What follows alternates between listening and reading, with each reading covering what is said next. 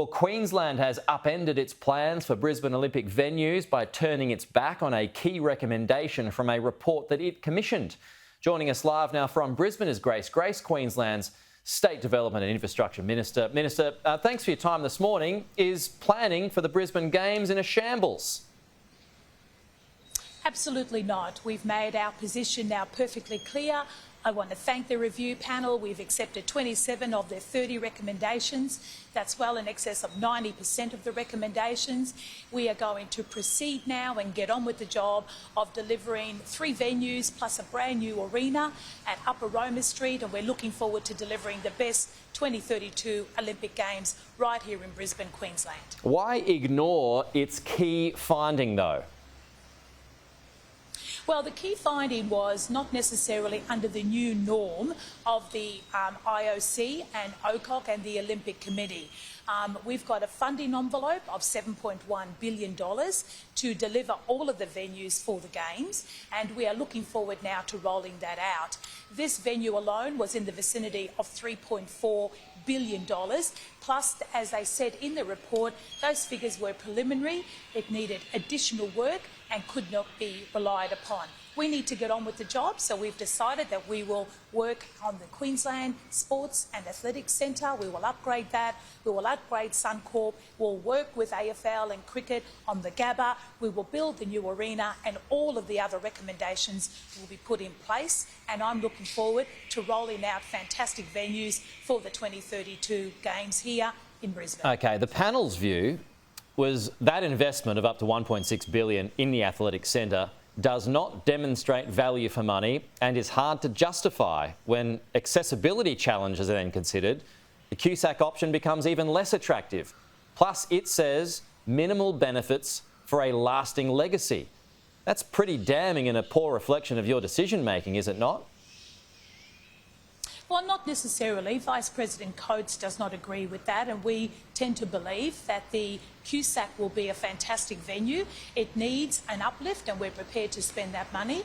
We will work with the experts at the IOC in their infrastructure area about what's required around the venue.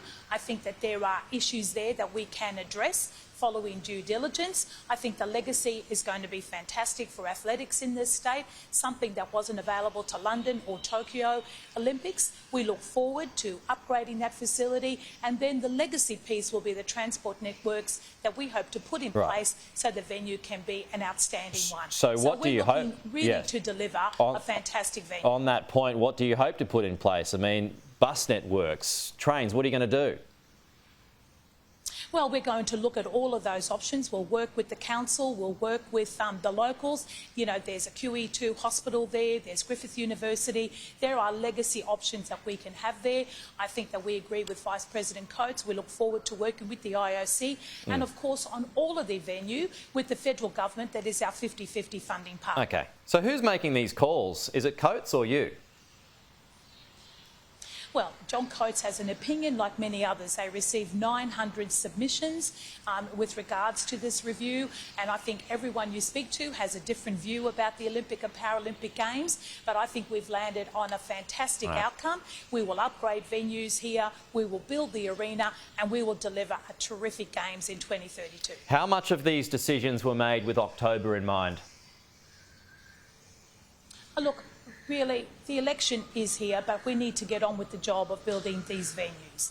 And everyone puts that into perspective, but as we said, we heard loud and clear that Queenslanders were not supporting the Gabba $2.7 billion spend. We went to the review. I think we've landed in a terrific place. We want to get on with it. I'll be introducing legislation soon for an independent delivery authority. That will be in place by mid this year, and we want to get on and build and deliver.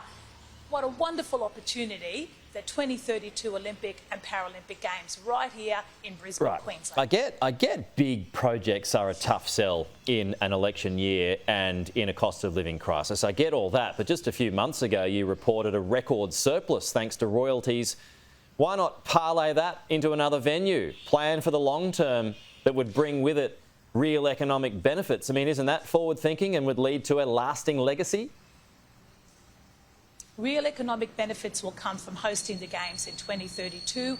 Real economic benefits will come from our big build. Real economic benefits will come with the legacy that comes out of us going forward. And government, good government, is all about priorities.